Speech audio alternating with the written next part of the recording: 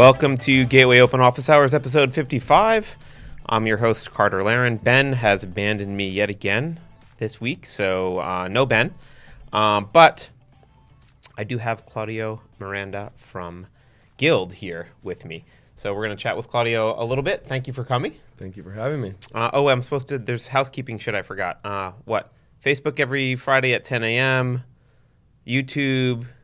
Where else can you catch us, Michael? Downloads, iTunes, podcast. Pied Piper probably has us somewhere loaded on the refrigerator. So yes. Anyway, welcome to you. So I think I kind of want to jump in. Guild is kind of an interesting beast. I don't mean that in a bad way, but it's like an interesting organization / company in the industry because it's not. It's a collection of basically partnerships, right? Plus a company, but it's a collection of partnerships that's pretty wide-reaching and extensive. That's correct. At least in terms of like it goes everywhere vertically that you can go, as far as I am aware, just about. Yep. Maybe you don't do delivery. We do. Oh, there you go. So it goes everywhere that I can think. 40 vehicle fleet. Okay, so you do everything. But I'd like to kind of back up a little bit and just talk about how it got started in your background, because you didn't come from the cannabis industry. Originally, you did Organic Bouquet. I think was that your first startup? It was my first startup where I was one of the founders. That's correct. Yeah. Okay. Yeah. And that went well. You told me a little bit about it earlier, but why don't you just talk about your journey a little bit there, because we have a lot of founders that watch, and it's always cool to hear someone who founded a company and was successful in some way with it. So Sure. Well, just to maybe rewind a little bit further, because this will kind of bring my cannabis experience full circle. I started in cannabis as a teenager. I grew up in LA, was a bit of a street kid, and just grew up hustling kind of cannabis on the streets of LA, and did that as a teenager. And in my late teens, I kind of jumped on the road with the Grateful Dead and started. Wait, there's cannabis involved in the Grateful Dead scene? That was a cannabis-filled community, and so anyway, did a lot of work in that industry back when it was a little bit more underground, and did that for a few years, and decided to after doing that for a while, just decided to go to school. So I was a bit of a high school dropout. And just enrolled in a local JC in the LA area, and ended up getting into UC Berkeley up here. So that's what brought me to the Bay Area in '94. Okay. And then I graduated Berkeley in the mid to late '90s, and just found myself in the beginning of the .com 1.0. So that was exciting. And at the time, I just had no tech skills. I studied philosophy and law, and really was completely ignorant when it came to any sense of technology. So the only place I can jump in was really like in sales. So I jumped into sales and marketing and worked for an interactive ad agency, and did that in the late 90s and early 2000s, and was one of the first partners to work with Google in launching their AdSense program and AdWords program. And so really was there at the birth of internet advertising, and working with a lot of the other search engines at the time, GoTo, and later became Overture and was bought by Yahoo. And so helped and worked with those companies and representing retailers on how to really take advantage of the internet as far as a channel for e-commerce and advertising. And so that's where I kind of cut my teeth in internet, is doing that. And so that took me from about 1999 through 2003. Let me jump in and interrupt you just for a sec, because I want to dive in a little bit. A lot of people compare the cannabis industry right now to the early days of the internet. Yeah. Since you were at startups in the early days of the internet in the Bay Area. Yeah. Is that a just comparison or no? Sure. I mean, I think just like the founding of any industry, I think there's a lot of parallels. I think the exuberance we saw, the irrational exuberance we saw with Web 1.0, and the flood in of money, and just the lack of real structure, regulatory structure, or just, I mean, the internet was something really new. And if you think about how On the one hand, we're trying to regulate the internet and understand, and just piracy and all the crazy stuff that was happening there, and it was just this crazy new technology that we're trying to harness, and so I think there's a lot of parallels there in terms of this nascent industry, and again, all the money and excitement that kind of rushed into that. I think there's certainly parallels there. I think we're probably going to see a lot of that here in this first big, I would say cannabis 1.0, even though cannabis, as we know, has been around a long, long time. I think now seeing it legitimized, this is the kind of the 1.0 of that. And a lot of us are predicting that after 2018, it will be similar to around the 2001s when... So I was going to ask, is there a bubble? Is it going to be a burst of a bubble here? I think there will be. Yeah. I think, not to be pessimistic about that, but I think, again, there's a lot of money coming in. It's being thrown at, I think, operators that don't have the business acumen or the experience or expertise to scale businesses or really know how to run them. I think with a view toward business best practices, there's a lot of reinventing of the wheel that I see happening in the industry. And so, I know a lot of investors that are kind of waiting around for the distressed asset kind of marketplace to open up here in about 12 to 24 months. And I would have to agree that there's probably going to be a lot of that. Yeah, no, that's a good. I didn't mean to derail your story, but I wanted to jump in there. So okay, so great. So you're doing that. Let's keep going.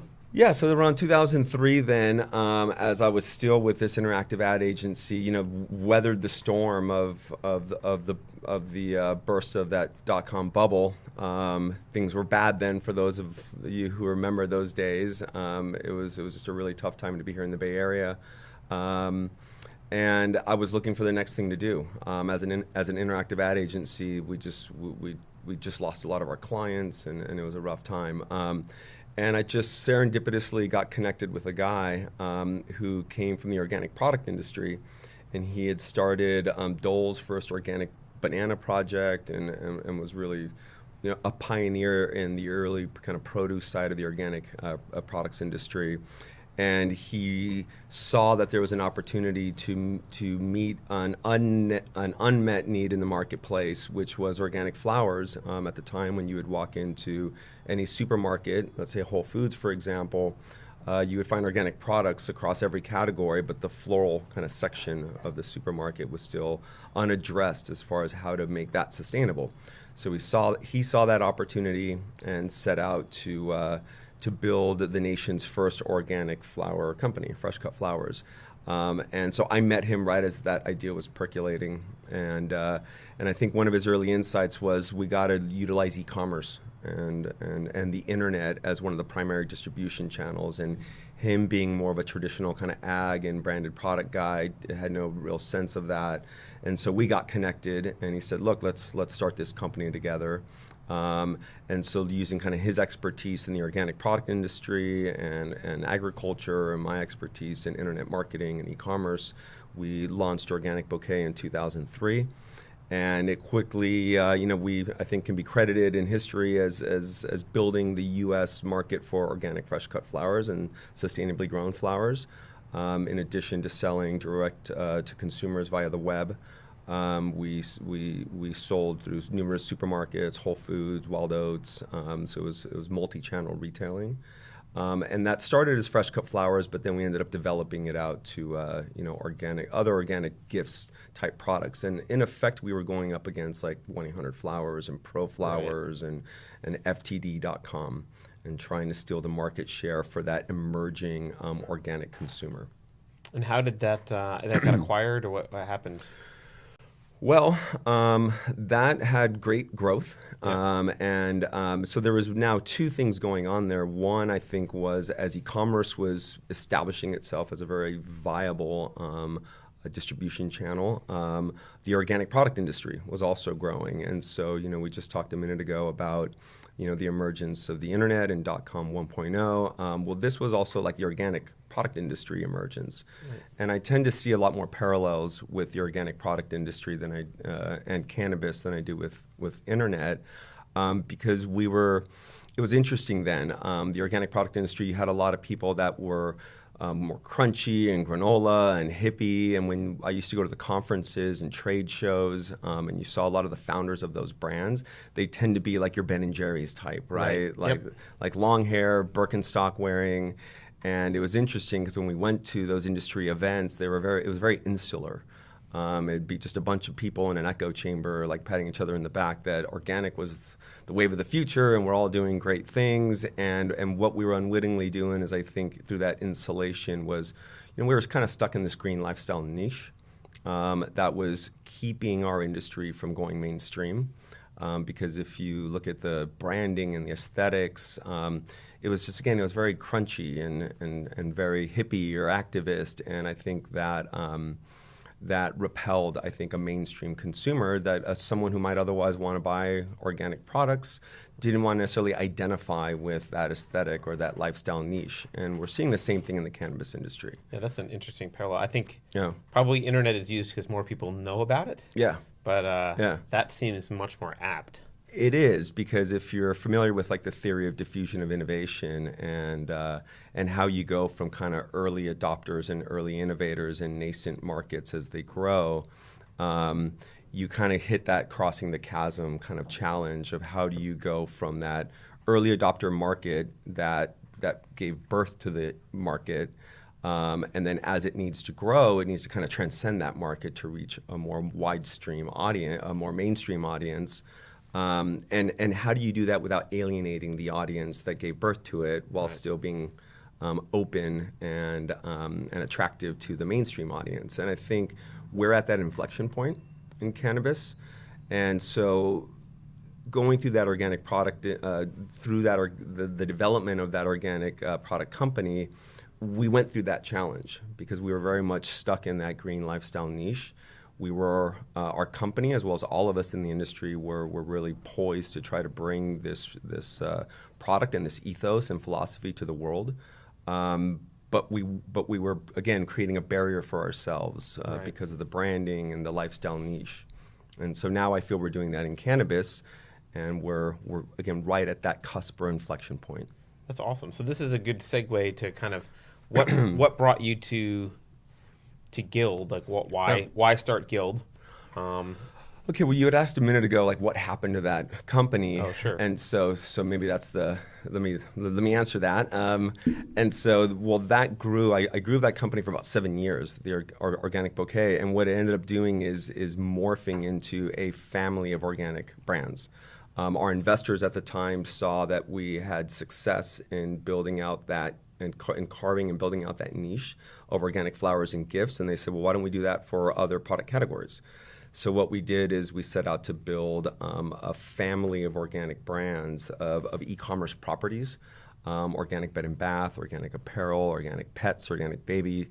And as we built out that constellation of organic brands, our investors said, look, we're kind of hitting the ceiling of that addressable market. And so I think by building out vertically was, I think, creating a little bit more a market cap for the business as a whole. But really, again, the investors wanted to see a more fruitful exit, and so they steered us in the direction of taking the company public, which we did in 2008. We looked at the AIM, the alternative investment market, which is a sub-market of the London Stock Exchange.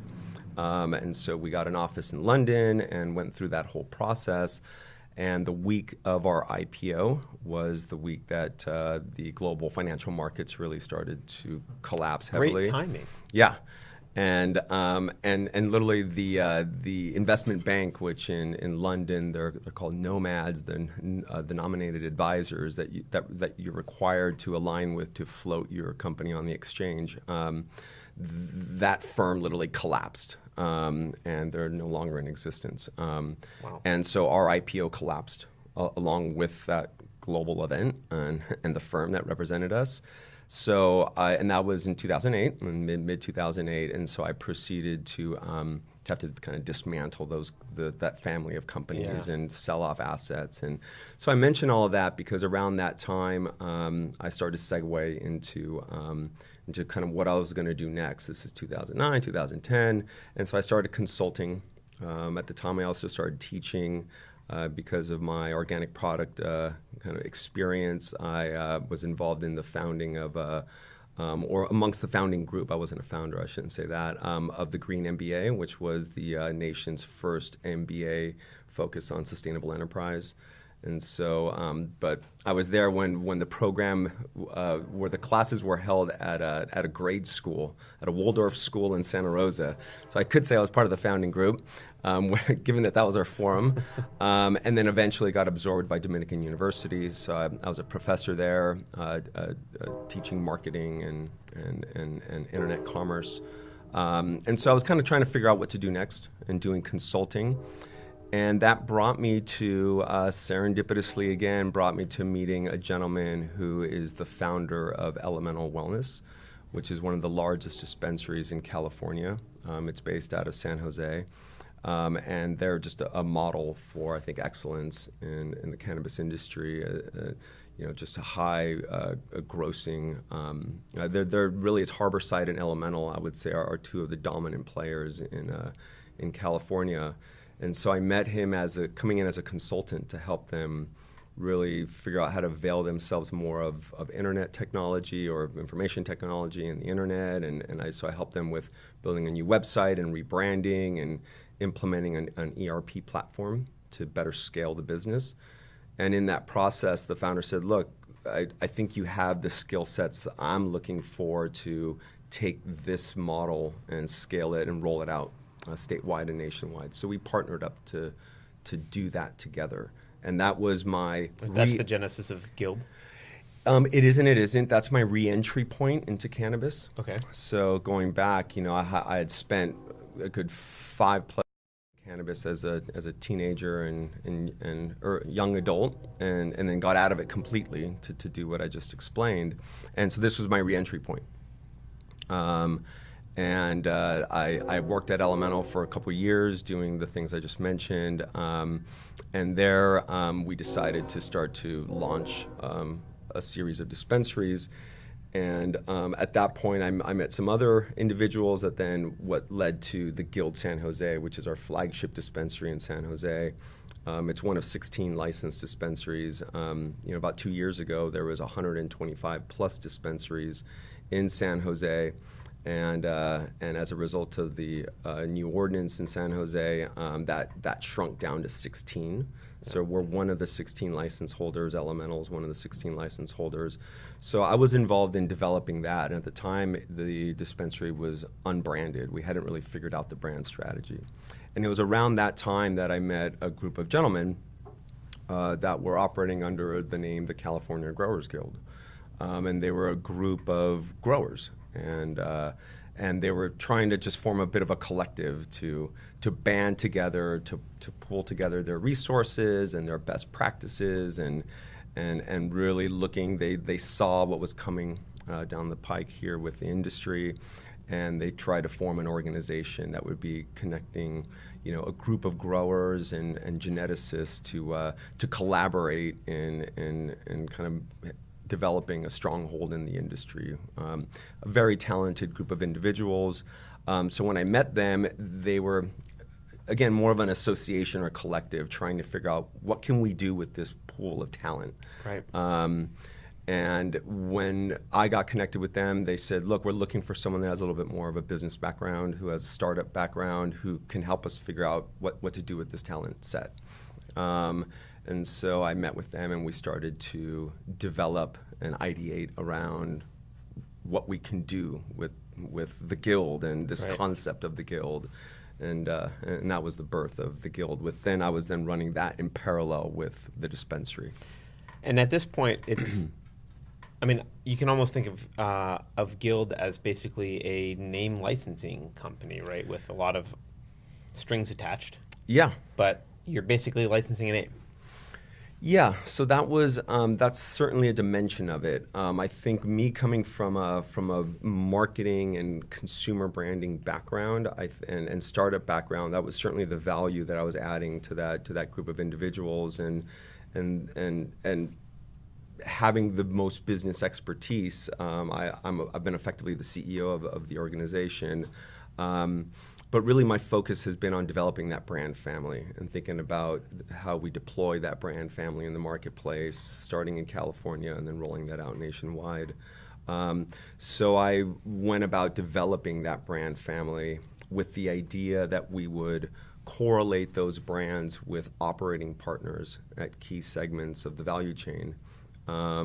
And do that starting in California again, and eventually rolling that out nationwide in the legal markets.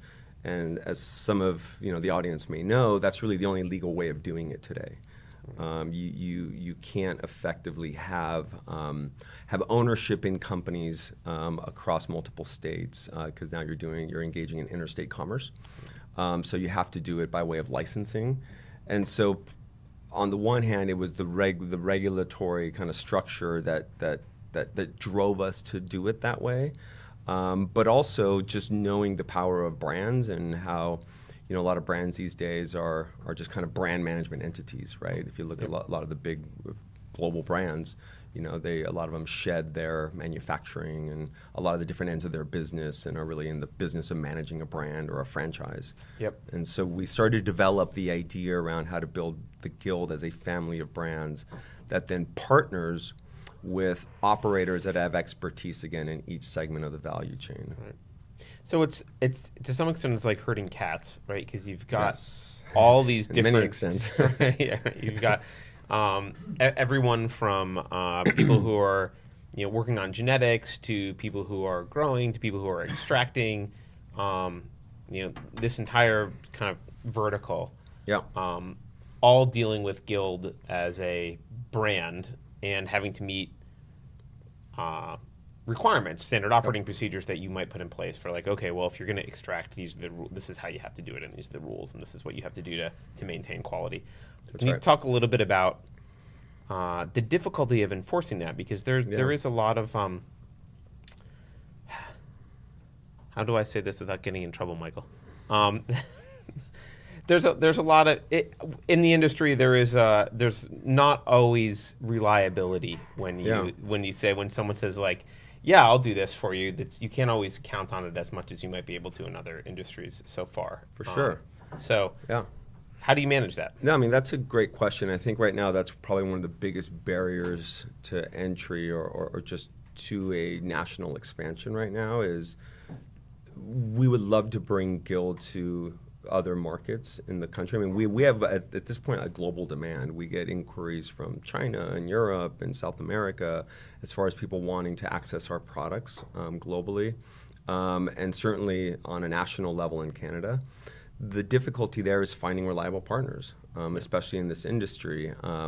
It's really hard to find people who look. And I shouldn't single out this industry. It's hard just in general to find people that are trustworthy and competent and fair and are able to kind of execute competently on a business model. I think that's just true of any industry.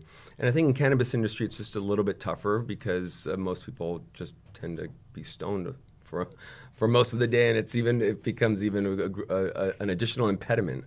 Well, and the black market actually led to this, if you grow it, they will come kind of thing, right? It's and that's exactly right. There has been that attitude. Well, there's just been a lot of things, and I think a lot of maybe people looking at this industry might not appreciate the additional layers of complexity and barriers that come with this industry. Just the whole regulatory side of it. It's just insane that if you would think how hard it is to start a normal startup like a .com, right? And then if you were to add the fact that you have to go through all these complex, maze of regulatory landmines and hurdles that kill companies, and it's the easy way out of all that is to just stay black market. So there's a lot of cannabis operators who I think it's too alluring not to just choose the easy path, and it's an interesting thing when you think about it, because we willfully and volitionally choose to spend hundreds of thousands of dollars on regulatory compliance at a time when you kind of don't need to. Right. But we're of course looking to the future, and we're obviously we want to be an example of white market operators. I didn't get out of the internet and the organic product industry to become a criminal. Right. It's obviously I want to be a lawful business operator. So anyway, just the regulatory hurdles, the fact that you're dealing with this cannabis industry where the money's been so easy to make, like you're saying, grow it and they will come. The fact that the culture is one that tends to have people who are not necessarily on top of their game at all moments, because it is a party culture. For those of you who have ever been to a cannabis industry like a conference and the related events, it's hardcore partying. Yeah, it's much different than going to like an AI industry event. Yeah, exactly. So it's funny. I've done a little bit of work in the wine industry, and it kind of reminds me of the wine industry, but even like on steroids. Where the level of partying that happens is pretty crazy. So you get that combination of factors of just a party culture. And look, and I don't want to stereotype here. There's certainly a lot of cannabis operators that don't party at all. But I think it's generally true that our industry, when compared to other industries, tends to be a high party culture. You got all these regulatory landmines everywhere.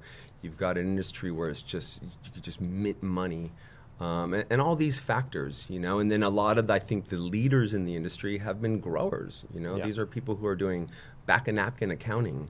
And so just the combination of that, I think, makes it where it's like, wow, like it's particularly challenging, I think, to start companies in this industry. And to going back to the original point is, how do you find partners then? Right. That aren't partying super hard, that aren't just immediately allured by the black market and easy money side of it.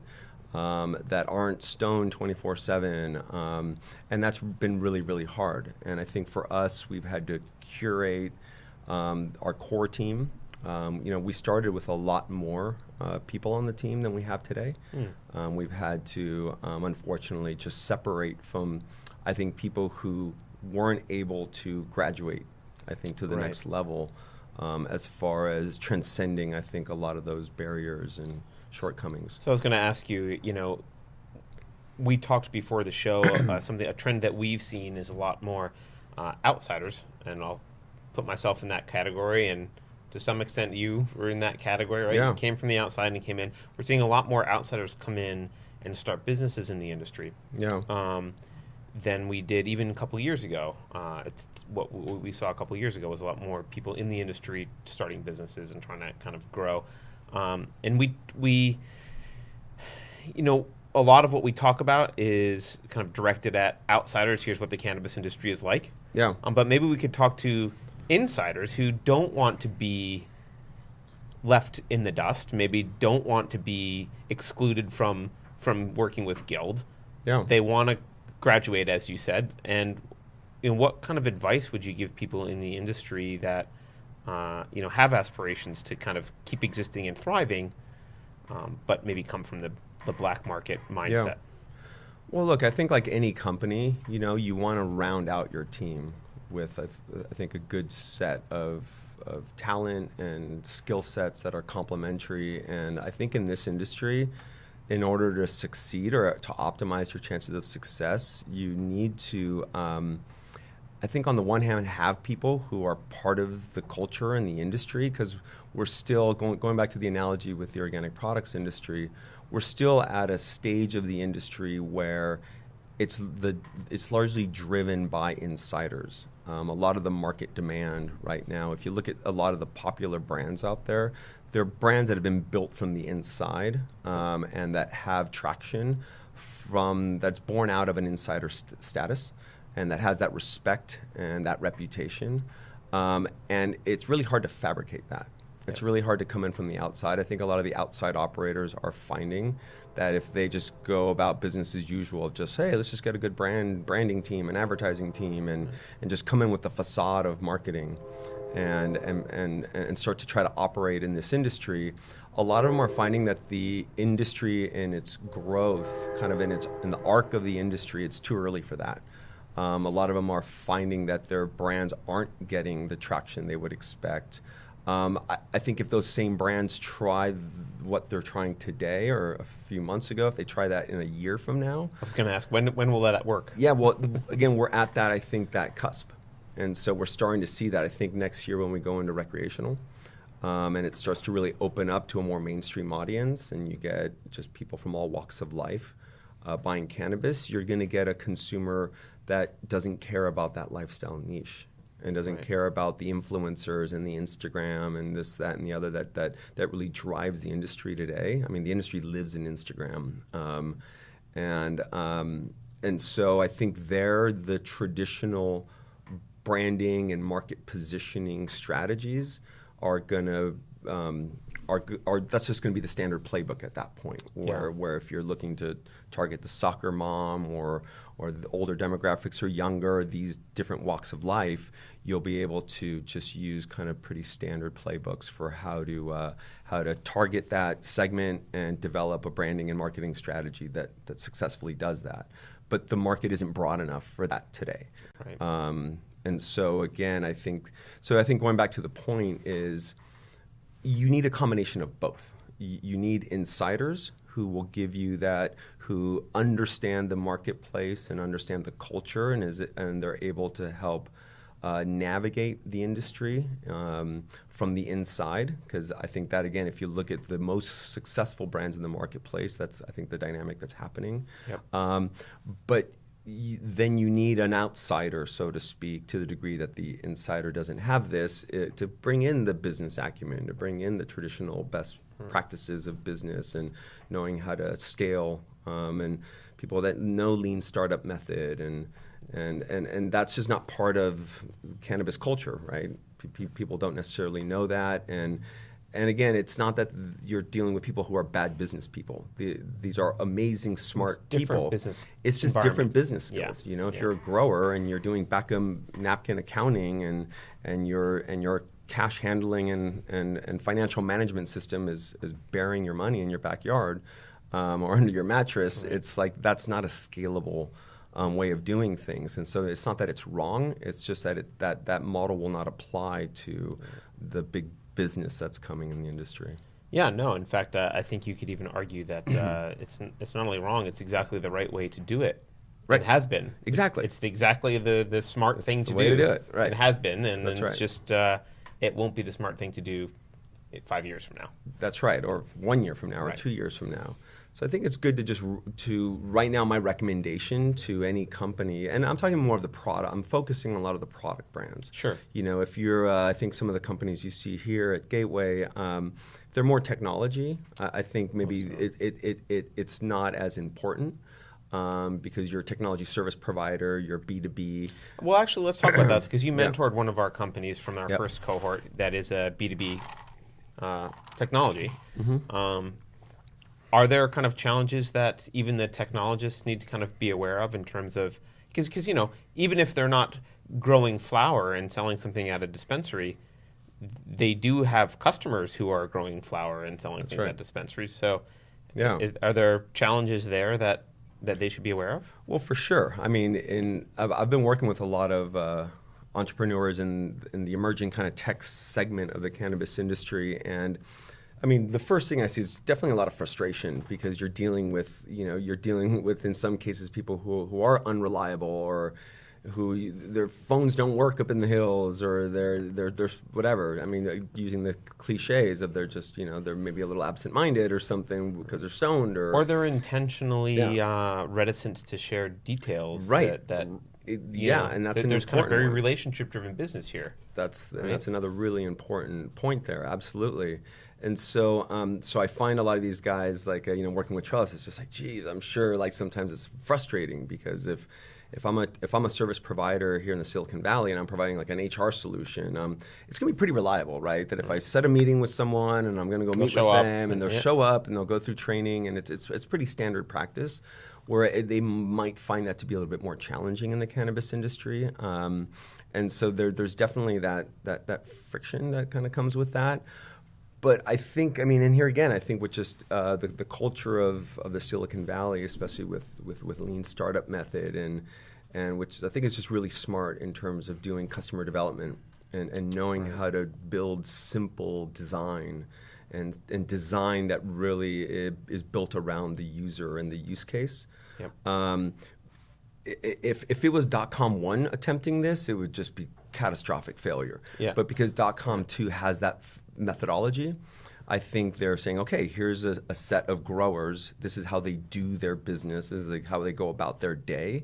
We've got to build around that use case. Yep. Right? And so I think they're much more receptive to how to do that and how to onboard them and create user flows that that I think is going to work for that customer. Yeah, we've entered an era where there's much more design thinking, kind of customer journey approach to product development. Then you're right. Then there was Internet 1.0 was this works. I'm an engineer and like use it how I tell you to use it. That's exactly. So yeah, and I think that will continue to be the case even as we get more sophisticated operators in the industry. You're still, when you're dealing with the rank and file of a company, whether they're just the standard kind of growth staff or packaging staff, or they need technology solutions that are easy to use and intuitive and that are multi-platform and do all the things they need to manage their business. And so I think the tech companies who are receptive to that, which again, thanks to I think the ethos and culture and methodologies that are prevalent in the tech industry, I think there's a good marriage there in terms of how that's going to work. And I think some of the gateway companies that I've been working with certainly seem to be following that and working with Trellis in particular and going through their UI. And from the beginning of when they were showing me how they were tackling the problems they were trying to solve, I can see that they were doing it in a clean and intuitive way that will work for the industry. Yeah, I mean, I think a couple things Trellis has going for them is one, they are very focused on the people who are using the software and how do they already do things and how can they fit that in. And frankly, the second one is Pranav just loves the plant, right? He's not an outsider who, if you want to take him into the grow and worship the plant for a few hours, he's there with you doing it. He's not kind of like, well, I don't partake, use my software. He's very much, let's go smoke in the back room. That's awesome. Yeah, and that's important. I think going back to that point of how do you, the insider versus outsider, and there I think you've got a case of, most of these techies are from the outside, but I think with someone like him, it's like the customer can relate to someone like him. He's not just a complete outsider that then all the flags go up and there's, that creates an unnecessary barrier. So yeah, I think it's going well for him. Yeah, well, we'll cross our fingers. Yeah, on that one. Yeah. So you've got a couple things. We don't like to pimp products too much, but you're here. I'd like people to kind of see the breadth of what Guild is doing, so that they understand a little bit about. There really is kind of a complex network of people you've got involved here, following, guidelines that are intended to guarantee quality. So, just show us what we're looking at. Yeah, sure. I mean, maybe starting, I'm not sure if I've mentioned that the range of the Guild family of brands, the brands as of today are Guild Genetics, where we develop our proprietary cannabis strains. There's Guild Nursery, where we have a 3-acre nursery in Monterey County, where we're just doing clone and pre-veg plant production. And that's to really sell primarily to other flowering farms that don't want to utilize any of their space doing any vegging or mothering or cloning. And this is with your genetics? It's not right now. Okay. We're very early stage in developing our genetics. So right now we're dealing with some of our own proprietary genetics, very, very small amount, with some partner proprietary genetics. We're right now forging, as true to the name of the Guild, we're creating this kind of collective at every segment of the vertical stack. So with Guild Genetics, we're partnering with other leading geneticists to bring in their proprietary strains and to do co-breeding projects with those geneticists. And the output of that will be unique Guild genetic strains. But then also on the nursery level, we are working with those companies to propagate their strains and to go about projects where we can bring their products to market. Again, here more on a B2B level, where we're doing mass clone production. If you can imagine 3 acres, about 136,000 square feet that we have. It's a lot of clones. It's a lot of pre-veg plants. And there, so we're dealing with public strains, our own proprietary strains, and third-party proprietary strains is where we're at today. And as we move along, there'll be more and more Guild strains. So that's Guild Nursery. And then going further down the stack here, we have Guild Cannabis, which is our flowering greenhouses. And this package right here is a branded flower product line that we're now starting to introduce this season to the market. So, just as a side note to that, I think for the history thus far of cannabis retailing, we've seen largely unbranded cannabis flowers on the shelves. Yep.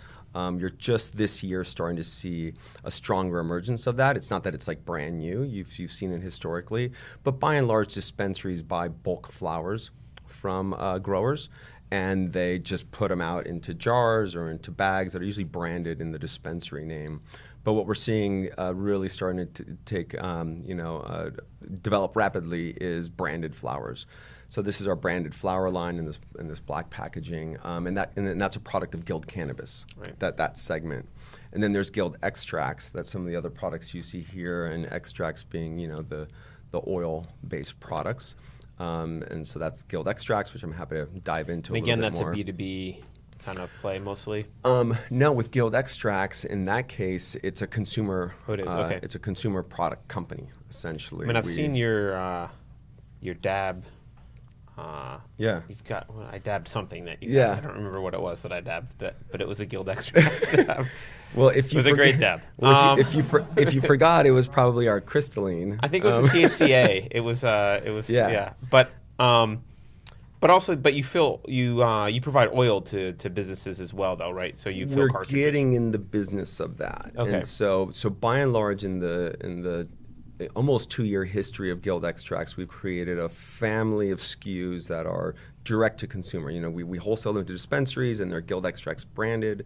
And that's really what Guild Extracts has been. We're partnering with some groups, so one of which more recently is PAX. So we're one of the PAX filling partners, where we're the software, they're the hardware, and we fill their pods, as they call them, and with their devices, and sell those pods as part of our offering at Guild Extracts. And so with Guild Extracts, just with extracts in general, that you can consume extracts in a cartridge, and the PAX pod is essentially a cartridge, just their proprietary hardware. So we do a 510 thread cartridge, which is what's standard in the industry. We have our pod, and then we have our loose or raw extracts that you would dab, right, or that you can add to raw flowers, or there's a number of ways of consuming that. Guild Extracts, I think, really got its name from developing some proprietary products that, or I should say we have proprietary methods for producing products like our THCA powder and our THCA crystalline, and it's molecular isolation, where we're doing essentially, some folks in our company call themselves a separation scientist, where we're separating out the compounds of interest, focusing on very unique compounds like THCA or THCV. Can I ask you? I want to interrupt for just a second, because I was at a dispensary, and someone there actually didn't know. They couldn't describe what THCA would do when it was heated up, and I was making an argument that I was pretty sure it decarboxylated, but I'm not a scientist, and it should actually get me high after it's heated. That's right. Can you just go over, I know that we don't want to get into chemistry for 2 hours, but just really quickly, what that means, what that compound is, and how it's used, and what the effects are. Yeah, well, THC, as we know, I mean, and that's the thing, is that THC has been kind of the spotlight of the compounds of interest in cannabis. Most of us know that cannabis has hundreds of compounds, cannabinoids, terpenes, and THC is just one of them. And we call it the entourage effect, and that's kind of the head of that entourage, right? Is THC. Well, THC in its raw state, like as you find it on the plant, is when it's THCA in its acidic state. And so THCA, when you have it in that raw state, and if you were to eat it in the raw state, either off the plant or the way that we're producing it as THCA, it's non-psychoactive. So you can eat it and you just won't get high. It has tremendous medical utility or therapeutic utility. It's a great anti-inflammatory. There's a lot of amazing benefits that's being discovered by the athletic world, for example, of using THCA. And it's great because it doesn't get you high.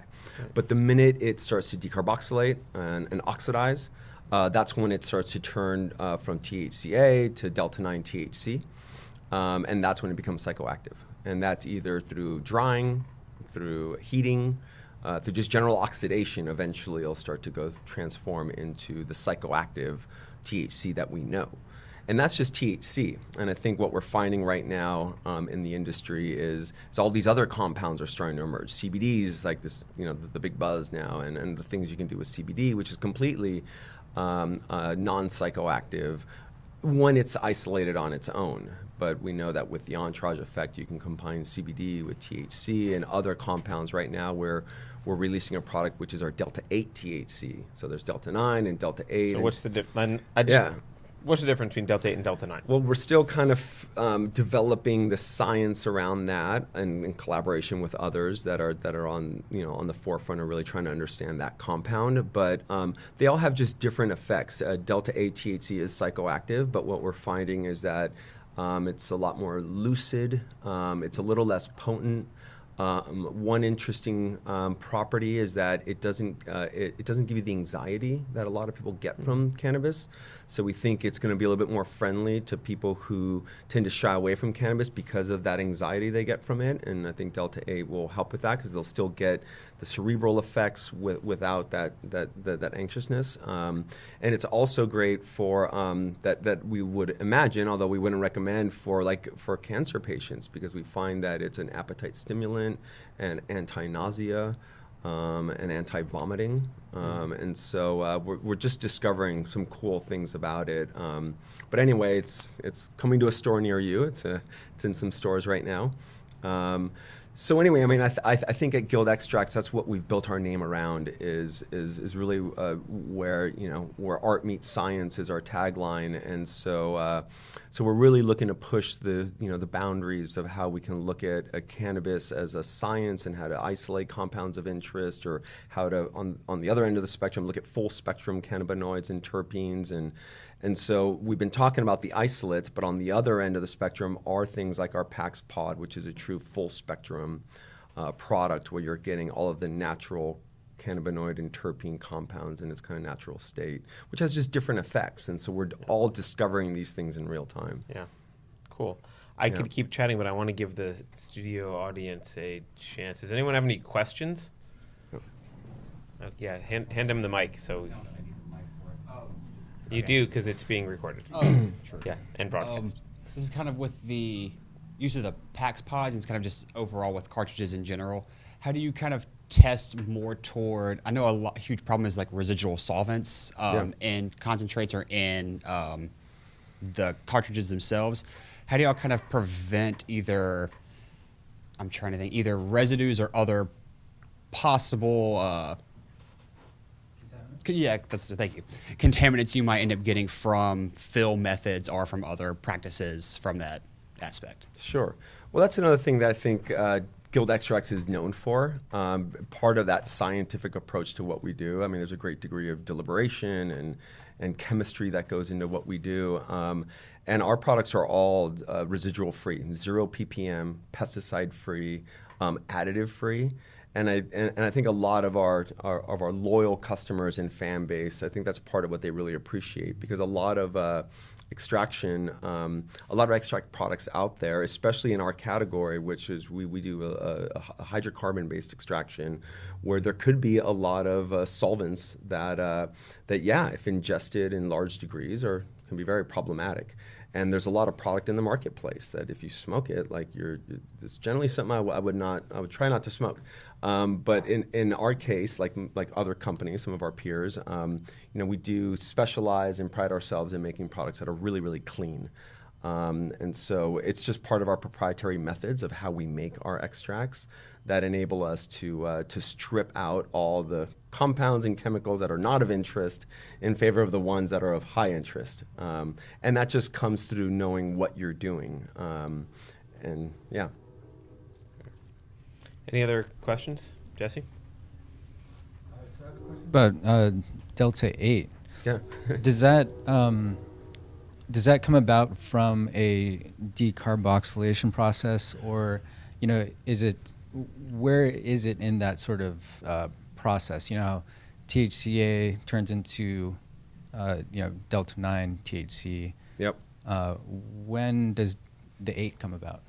Yeah, I mean, that's a really great question. I wish more of one of the science folks at my company were here. But my understanding is that, well, like Delta 9, it is something, it is a compound that emerges or develops through that oxidation and decarboxylation process.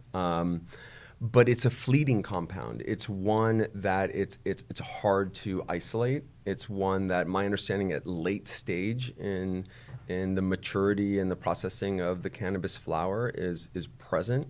And again, I'm definitely not the authority, so I might be misrepresenting it right now. But that's my understanding, is that it's one that I think why you haven't seen it is because it is one that, again, is somewhat fleeting and elusive and is only present, and that it's only present at certain key stages of the process, and that you've got to have a way of being able to capture it and isolate it and kind of reintroduce it. And yeah, so that's probably about as much as I can say about that. Fair. But think of it as Delta 9 THC at the end of the day. It's just a variant of that, which is very different from THCA at a completely different kind of chemical composition. Any other questions? No? We good?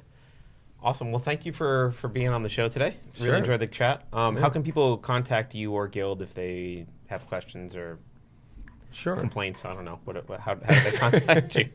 Well, I mean, you can reach out to me directly at claudio@guildenterprises.com. If you want to get in touch with regard to any of our operating companies, and one I didn't mention as much here at the end was the Guild, our retail brand. And so we do have our flagship dispensary in San Jose. I guess I did mention that at the beginning. So if you want to come check us out, we are open for business in San Jose. And we do have websites, guildextracts.com. So if there's any inquiries, feel free. There's a contact form, as well as the Guild San Jose, guildsj.com. There's a contact form there, or feel free to email me directly. And we're always happy to discuss partnerships, collaborations, or just any way that we can be a good member of the cannabis community and movement. Awesome. Well, thank you again. Sure. Thank all of you for joining. We'll see you next week at 10 a.m. again. I think, will Ben be back next week, Michael? Mm-hmm. Ben will be back, so it'll be a better show. A better hosting, at least. Probably not a better guest, though. If the eclipse doesn't swallow him. That's true. Yeah, go see the eclipse on Monday. Anyone who can. We're driving up north to go see the eclipse, so I recommend you do that. Thanks again. Catch us on iTunes, Facebook, Twitter, whatever, YouTube. That's it. See you next week. Thank you.